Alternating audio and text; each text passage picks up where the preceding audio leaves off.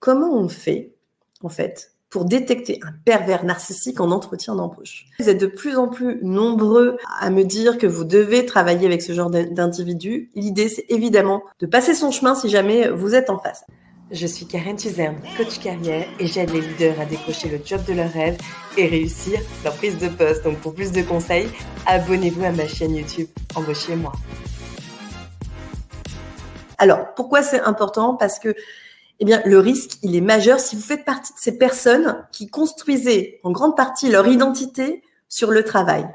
Parce que si jamais ça va plus au travail, la suite, elle peut être vertigineuse. Donc, au moment de l'embauche, le problème, c'est que ce pervers narcissique, il présente aucun signe particulier. Il est plutôt chaleureux, il est plutôt doux. Enfin voilà, il a l'air d'une personne hyper agréable. Enfin, on voit rien d'alarmant, d'inquiétant. Et c'est pour ça que c'est compliqué. Donc, une fois qu'il est en poste, c'est là qu'il révèle sa vraie nature. Et souvent, que ça peut être compliqué pour vous. Souvent, l'élément déclencheur, c'est quand vous commencez à vous opposer à lui, à émettre une objection, à ne pas aller dans son sens, à proposer des innovations. Là, il vous voit comme un obstacle à sa réussite. Et du coup, il y a le bulldozer de pervers narcissique qui peut se mettre en route et ça peut être très compliqué. Et souvent, c'est difficile de faire face à ce genre de personnes parce qu'elles sont souvent très puissantes. C'est des personnes qui sont bien installées dans l'entreprise, qui ont des réseaux puissants et qui aussi, peuvent même des fois être entourées d'avocats dont vous vous sentez démunis face à ces personnes qui sont bien établies et plus puissants que vous. Bref, l'idée, c'est d'essayer d'éviter de croiser leur chemin. Donc, comment on peut faire? L'idée, c'est de le détecter en amont lors de l'entretien d'embauche pour, si possible, ne pas avoir à travailler avec eux. Alors, comment on fait? J'ai une technique qui est super efficace. On leur pose des questions qui font mal. Pourquoi? Parce que l'idée, si vous voulez, c'est que quand vous passez un entretien d'embauche, certes, vous êtes là pour vous vendre comme le candidat idéal, on est bien d'accord, mais vous êtes aussi là, pour vous assurer, pour valider que le poste que vous allez choisir correspond bien à vos attentes en termes de management, en termes de valeurs.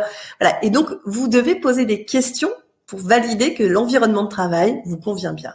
Et donc, des questions, c'est possible d'en poser pour essayer de détecter. L'idée, si vous voulez, c'est évidemment tout en douceur, en diplomatie, de poser des questions et d'observer les réponses et de creuser. Si jamais les réponses ne vous satisfaisent pas, si jamais elles sont floues, si jamais vous sentez qu'il y a quelque chose qui cloche, un peu comme ferait le recruteur quand vous donnez une réponse, par exemple quand on vous dit mais pourquoi avez-vous quitté votre ancien poste, on vous sent un peu hésitant, le recruteur il va creuser, vous faire pareil pour savoir si vous n'avez pas un pervers narcissique en face de vous. Donc les questions que vous pouvez lui poser, je vais vous en donner quelques-unes, mais vous en avez peut-être d'autres, n'hésitez pas à me les partager. Ça peut être d'abord de lui demander quel est votre style managérial. Est-ce que c'est quelqu'un qui va être dans le contrôle absolu? Est-ce que c'est quelqu'un qui va vouloir vous micromanager ou c'est quelqu'un qui vous donne de l'autonomie? Vous pouvez aussi lui demander qu'est-ce que vous attendez de moi pour essayer de... L'idée, c'est de le faire parler, qu'il vous dise un peu ce qu'il attend de vous, il attend que vous vous comportiez. Vous puissiez voir si ça correspond à ce que vous avez envie de faire, comment vous travaillez. Vous pouvez aussi lui demander quelles sont ses valeurs. C'est intéressant de voir ce qui va ressortir en premier et du coup, est-ce que c'est aligné avec les vôtres? Vous pouvez lui demander aussi quels vont être mes objectifs à moyen et à court terme pour toujours dans l'idée de valider que la mission qu'on va vous proposer, elle correspond vraiment à l'annonce, à ce qui est écrit et à ce que vous avez envie de faire. Puis il y a une question spéciale pour les managers que j'aime bien qu'on pose et qui peut être assez déstabilisante pour ce type de personnage, c'est lui demander qu'est-ce que vous pensez de vos collaborateurs et de voir ce qui va se passer. Est-ce qu'il va se lâcher? Est-ce qu'il va en parler?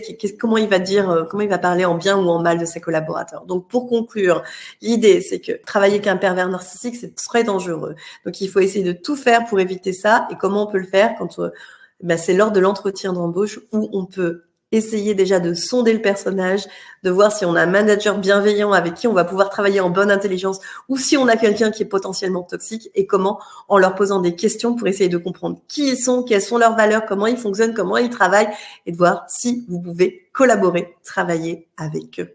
Et puis, je vous rappelle que la semaine prochaine, donc le jeudi 13 avril, je serai en direct pour une masterclass, une toute nouvelle masterclass où je vais vous enseigner 3 stratégies que vous devez absolument connaître pour réussir vos entretiens d'embauche quand vous n'avez pas ou que vous n'avez plus confiance en vous.